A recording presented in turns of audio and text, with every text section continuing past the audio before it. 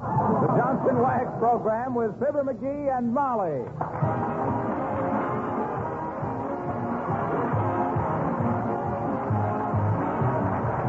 The makers of Johnson's Wax and Johnson's self-polishing glow coat present Fibber McGee and Molly, written by Don Quinn with music by the King's Men and Billy Mills Orchestra.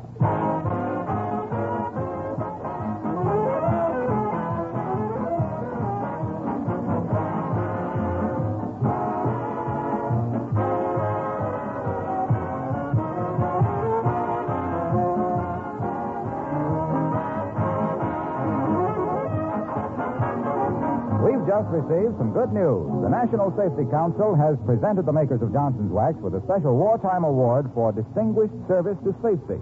The Council is conducting an accident prevention campaign at the request of President Roosevelt to save manpower for war power. Although working under pressure and devoting a good part of their plant to making finishing products that serve the war or war equipment manufacturers, S.C. Johnson & Son have reduced their accident frequency rate this past year by 83 1/3%. The Council reports that in the first year of the war, the number of American workers killed by accidents was 6 times as great as the number of Americans killed on all battlefronts. The time lost by industrial accidents in this period could have built 100 aircraft carriers or 23,000 bombing planes. I think you'll agree that every worker, man or woman, in every plant in these United States and Canada should do his level best to be careful, to avoid accidents, to keep well, and to work hard to back up those boys in Guadalcanal in North Africa.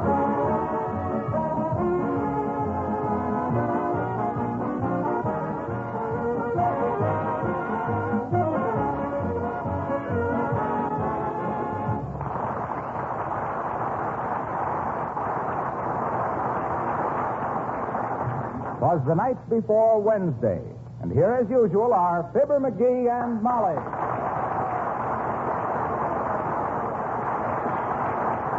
So I walks up to the counter and I says to the butcher, I says, "Look, Bud," I says, "give me about a 6-pound rolled roast of beef, 2 nice tenderloin steaks, and a pound of bacon."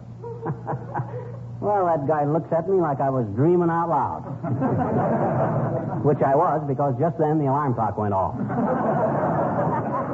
Too bad you didn't sleep long enough or stay asleep long enough to get those 2 steaks, dearie. I'll try again tonight. While I'm dreaming, you want me to go around by the creamery and get a pound of butter? Say, McGee. Huh? How on earth do you wear the toes of your socks out like this? Look at here. And these are practically new socks, too. Oh, I see. I wiggle my toes when I think. Well, don't be such a deep thinker. Go barefooted. What are you reading there? Huh? Oh, this? I thought I'd read up on modern weapons and all the new stuff they're using in this war, so I went to the library and got a book. Oh, what's the name of it? Tom Swift and his electric rifle. Believe me, the War Department is a dope if they don't sign this guy up. He's terrific. He's got a... Oh, I wonder who that could be. Probably a fireman from Berlin looking for a cool place to sit down. Come in. Well, Abigail Uppington, come in. Oh, how do you do, my dear? And Mr. McGee? Hi, Uppy. Hunker down on this homespun hassock and hand your hips to Hunk of Happiness. I'd offer you this rocking chair, but it ain't been ridden for several days, and it's kind of skittish. Oh, thank you, Mr. McGee. I can't stay but a few minutes. Mrs. McGee, I wanted you to be the first to know. Abigail, you're not engaged. Oh, no. You ain't married again. No. You're not moving. No, that's not what I know. You're going to let your hair grow in again. Natural. No. Please, Mr. McGee. Oh, that's okay. You look good with gray hair. You know what I always say. Just because there's a little snow on the roof don't mean the fire's gone out in the house.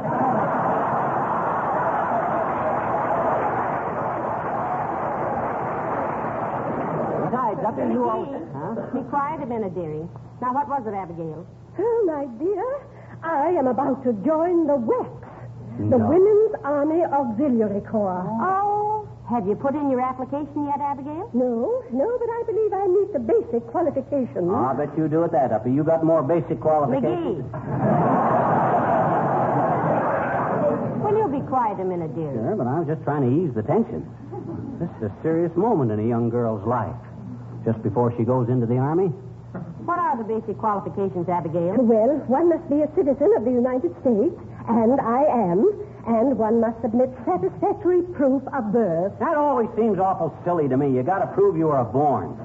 Where do they think a big gal like you came from? A box of Cracker Jacks? One of these days, somebody... McGee, please.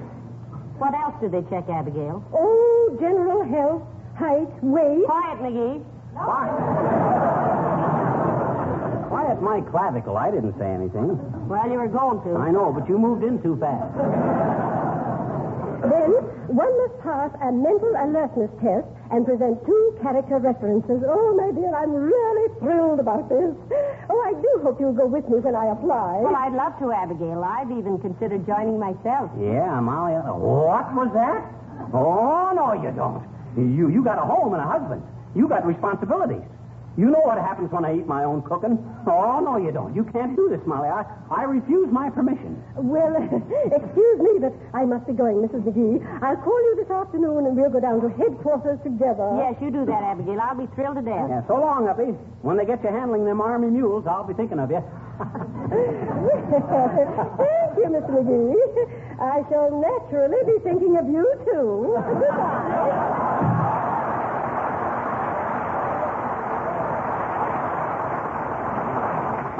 Try to bandy words with her if I were you, McGee. Why? She'd top you like she was trimming a head. Yeah. She just wants to strut around in a uniform. That's all she wants. Gee whiz. Now, listen, you stop right there, my fine fellow. Huh? I know a little bit about the WACs myself, and they're wonderful. Every one of them is releasing a man for frontline duty. Yes, but my And guy... they don't strut. They work. They rig parachutes, they drive jeeps and peeps, and repair motors and operate radios. I know, but what I It's the mean only is... authorized women's organization except the nurses that serves with the Army. Yes, but what... And just because the Marines said you were too old, and the Army said you were out of condition, and the Navy said they didn't want you, and the Air Corps just laughed. You needn't think that... Oh, well, lay off. Now, cut it out, Molly. I wasn't insulting the WACs. But them gals that spend $250 for a fancy The uniform... WACs wear government-issue uniforms. Yep. Hey, how do you know so much about this? Oh, look, you ain't seriously thinking of... Oh, now, Molly, you can't do this to me. Who'd mend my socks? Who'd make my bed? Calm yourself, dearie. Come in. Well, call me a Jap, give me a knife, and turn your back if it ain't Horatio K. Boomer.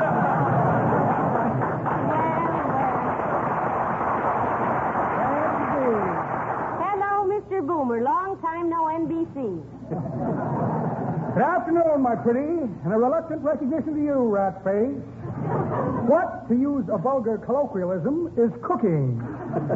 Oh, nothing much, Boomer, you old reprobate. Just talking about Mrs. Uppington joining the WACs. You got a nice military wristwatch you can sell her that you found sticking to your fingers in some jewelry store? Oh, now, McGee. You wrong me, my boy. I'm not the Horatio K. Boomer you once knew. I'm a reformed character, yes, indeed. What caused this sudden gush of purity? 6 months in the clink? Not at all, not at all. Finally saw the error of my ways. Got a job in a defense plant. Oh. Came to the conclusion that crime didn't pay. Enough. A likely story. Let's see your identification badge, Mr. Boomer. Why, certainly. Identification badge. Where'd I put that badge? Had it right here a minute ago. Now let me see. Must be an odd feeling going through your own pockets, eh, Boomer? Quiet, retread, quiet. Now let me see. Here's a short length of copper wire. Handy to use at lengths on short coppers. Just for a gag, of course. Here's a small harness buckle. Oh. Found that in my porterhouse steak last night. Wonder if they thought I said powder horse. No, that's impossible. Still, why did the waitress tell me to pay my check at the $2 window? Ah, well. I'll bet you haven't got any identification badge. Tiger Lily? My new teeth are bothering me. That'd be an even money wager in any town west of Passaic. But I have it right here somewhere. Now, where's that badge? Let me see. What's this? A letter from my baby sister, Clarissa. Poor child. Now doing time in Kansas City. Oh.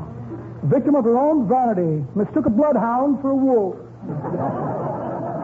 Well, imagine that. No identification badge. Must have dropped it in that dark doorway when I was rolling that lush.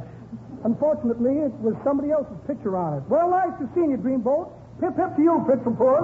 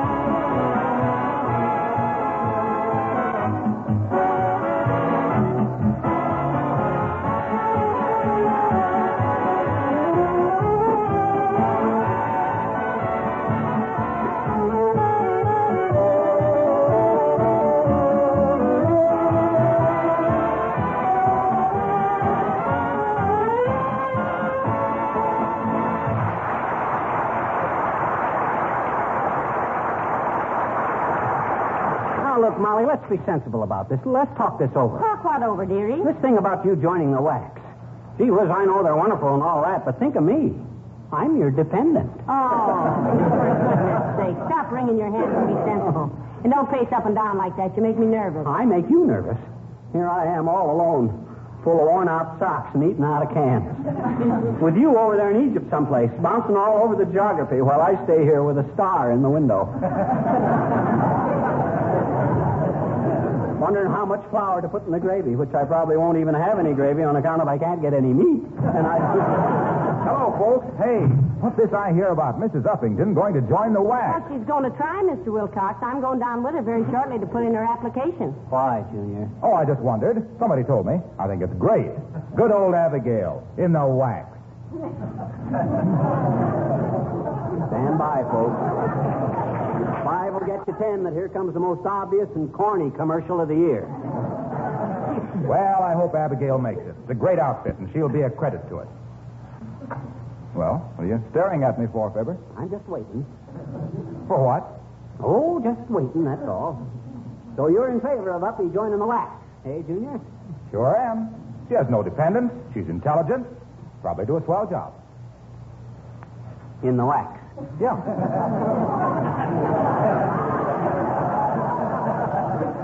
Say, what on earth is going on here anyway? This is the silliest dialogue I've heard since we dramatized the Count of Monte Cristo in our barn and the pig got loose. Did you want anything in particular, Mr. Wilcox, aside from telling us about Mrs. Uppington and the WAC? Uh-oh. Here it comes, folks. Well, yes. I wanted you folks' opinion on something. May I use your phonograph a minute? Why, certainly, Mr. Wilcox. Roll the rug back, dearie. Huh? I imagine Mr. Wilcox wants to show us the new buck and wing or something. Now, wait a minute. What is this anyway, Harlow? Well, it's very simple. I've been listening to the radio a lot lately, and I wondered if maybe I'm not in a rut. If our radio advertising doesn't need a little more hoopla. So I made up a few records. This I shall have to hear. Yeah, go ahead, Junior. And I don't think you're in a rut. I think you're in the groove. My philosophy has always been... In a rut. Go ahead, Mr. Wilcox. All right. Wait till I adjust this turntable. There we go. Now, look. This is the whimsical type of announcement. Who's there? I'm dirt. I'm dust. I'm dampness. Well, I'm Johnson's wife, and I won't let any of you in, so there. People been dirt and dampness in, you be sold up outside. Because if you're paused for station identification, leave fingerprints on the furniture, they'll wipe right off with Johnson's wax. These are the wax. Well, I think you got something there, Junior. And I hope it ain't catching. But listen to this one. Now, this is the dramatic type, the heartbreaker. No, George, I simply can't go to the fireman's ball tonight. My housework has simply worn me to shreds. I feel like a cat that something had dragged in. Lamb chop. And don't call me lamb chop. This is Meatless Tuesday, and you know it. Dumpling, you wouldn't be so worn out from housework if you used Johnson's wax on floors, furniture, and woodwork like other good housekeepers do. Mr. Jones is right. Use Johnson's wax. It's great. It saves time, saves energy, saves work. Get some from your dealer today. That's the dramatic type. Yeah. That's the dramatic type, all right. I'll bet those phonograph records aren't turning over half as fast as Edison is. What else you got, Junior? Well, look. Then there's the novelty type, like this.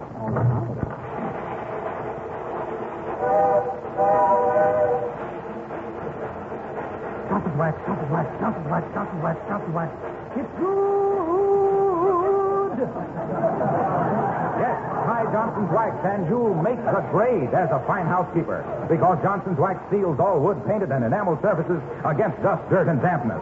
So train yourself to try Johnson's wax, Johnson's wax, Johnson's wax, Johnson's wax, Johnson's wax. It's good.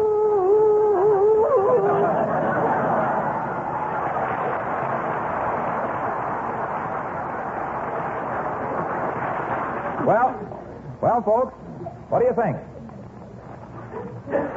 Yeah, I kind of thought so myself. See you next week. So long, folks.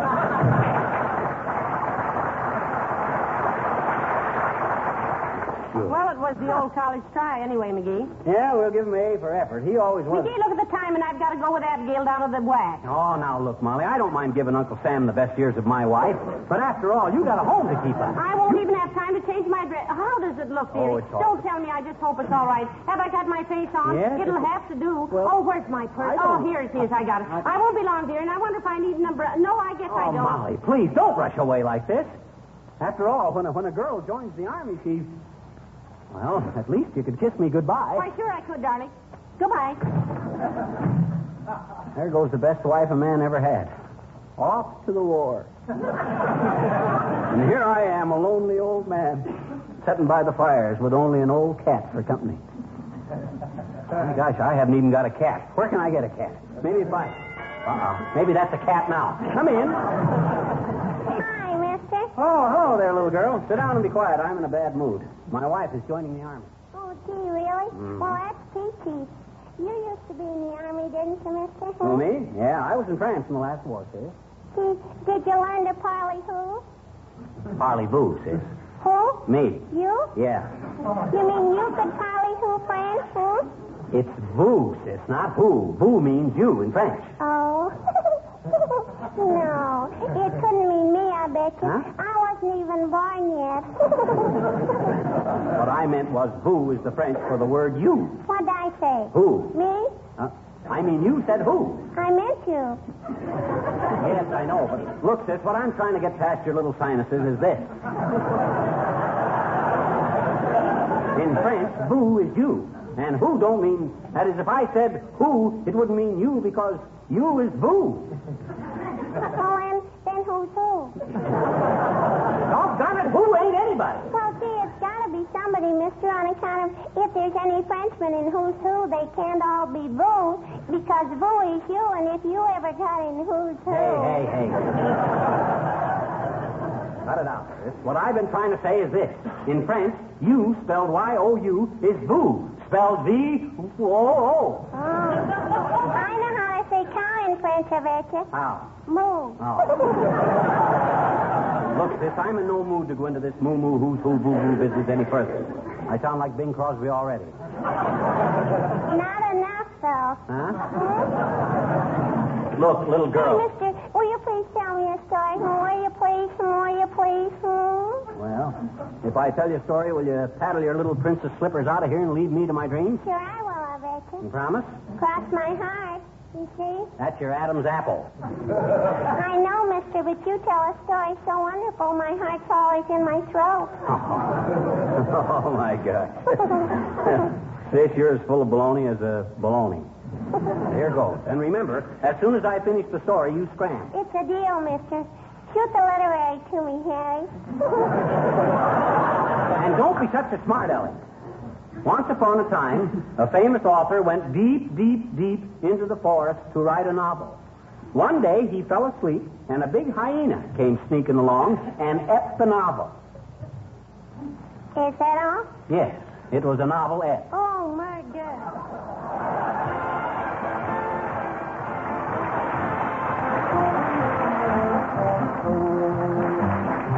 The King's Men sing, would you rather be a colonel with an eagle on your shoulder than a private with a chicken on your knee? I overheard a father ask his soldier son, Now, why don't you advance as other boys have done? You've been a private too long. Now tell me what's wrong. said the soldier with a twinkle in his eye, here's the reason why. I'd rather be a private than a colonel in the army.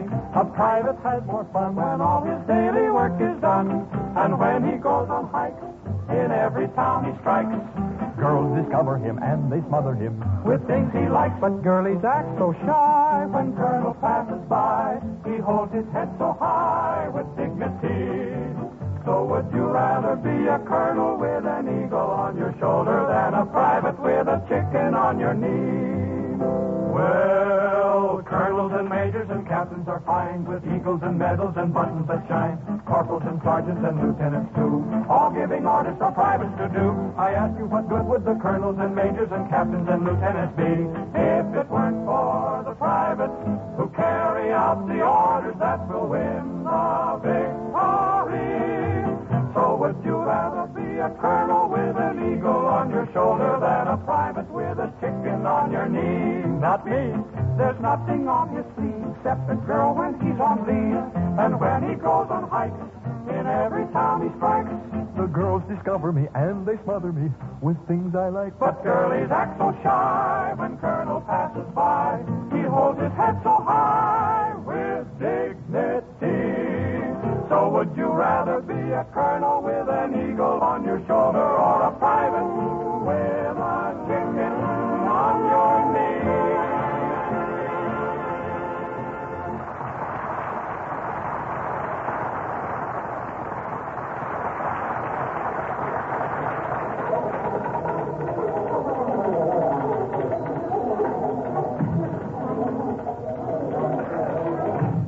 Yes, ladies.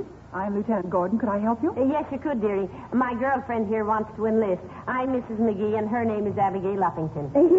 Yes, my name is Abigail Abington. Abigail Abington. Oh, my. Oh, I'm so nervous. There's no reason to be, Miss Uppington. Mrs. Uppington, sir. Madam. Oh, how does one address a female lieutenant? Lieutenant. Simple, isn't it? Oh, well, I must confess I'm rather ignorant of the organization, Your Honor. Oh, I mean lieutenant, but I'm a widow. I have no dependents, am in good health, and I am a United States citizen. Well, those are all desirable qualifications, Mrs. Uppington. Let me explain briefly about the Women's Army Auxiliary Corps. It is a corps of women in military uniform, under military discipline, receiving military pay. We serve officially with the Army. And when we have recruited our necessary 150,000 members, it means that 150,000 men are released for combat duty. Do you speak any foreign languages, Mrs. Uppington? Why, no, I don't believe Oh, it. now, Abigail, you do, too. Don't be so much. You talk pig Latin like everything. Well, I'm afraid pig Latin would not be very useful to us, Mrs. McGee. We have very little contact with the German General Staff.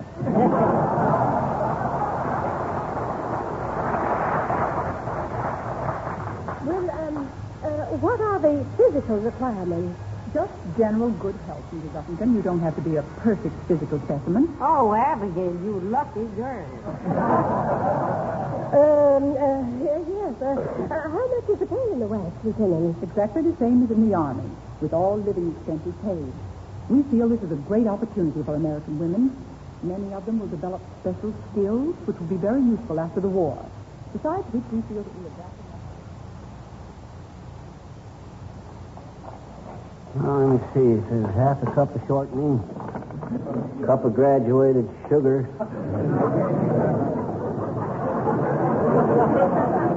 2 eggs separated. Separated from what? Who wrote this dad-ratted cookbook anyway? Colonel Stoutenagel? Now, let's see now. Oh, well, I'll never get this cake baked. Come in. Hello, Mr. McGee. Hello, Mrs. Oh, where's Mrs. McGee?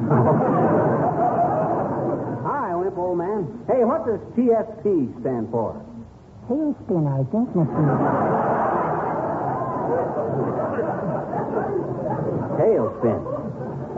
1.5 tailspins of salt. That can't be right. What are you making? Upside down cake. Well, maybe tailspin is right. Maybe you just put in some salt and whirl around till you fall on your batter. How long ago was Sweetie Face here, Mr. McGee? Your wife? She hasn't been here, Wimp. Really? No. Well, my goodness. When I saw the curtains all down and the rugs torn up and the place in such a mess, I thought that she... Who's that? McGee, where are you? What's happened to this house? Hello, Mr. Wimple. Hello, Mrs. McGee. I just thought that... Tell me later, what goes on here, McGee? The house is a wreck. Well, ain't you... Didn't you join the Army? Why, of course not. Huh? I got all the dope out of months ago, and I decided I had too much responsibility with you.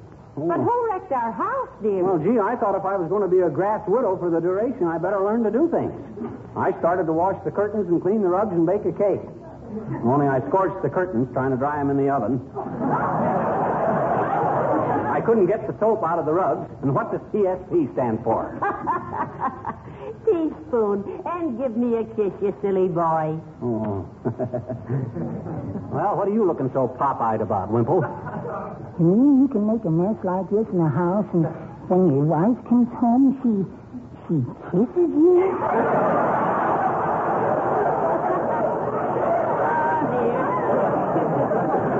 Well, why not, Mr. Wimple? What would your wife do? Oh, let me take that bowl of batter.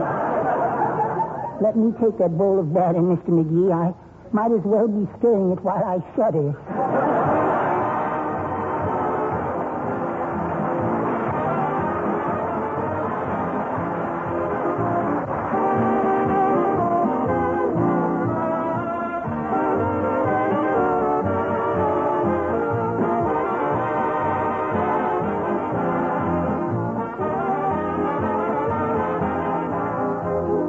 Things that are said over and over again sometimes get to be such an old story they lose their original meaning.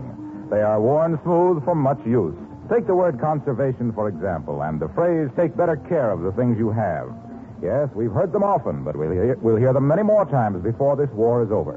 Because it is important to take better care of the things we have. It is vital to conserve your resources and our manpower in little ways, in every way, in every home in the land.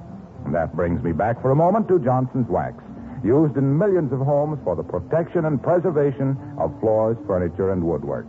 The regular use of Johnson's Wax saves expensive refinishing. It also saves many hours of work and adds rich, mellow beauty to your home. Johnson's Wax is available in 3 forms: paste, liquid, and cream.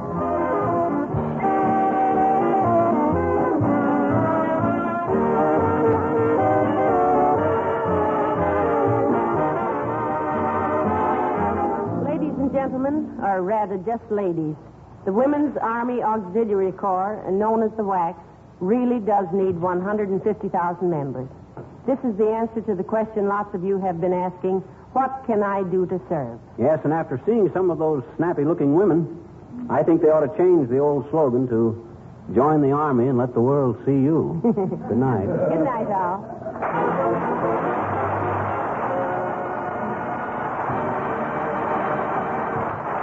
Characters of Horatio K. Boomer and Wallace Wimple heard on our program were played by Bill Thompson. This is Harlow Wilcox, speaking for the makers of Johnson Wax finishes for the home and industry, inviting you all to join us again next Tuesday night. Good night. This program came to you from Hollywood. This is the National Broadcasting Company.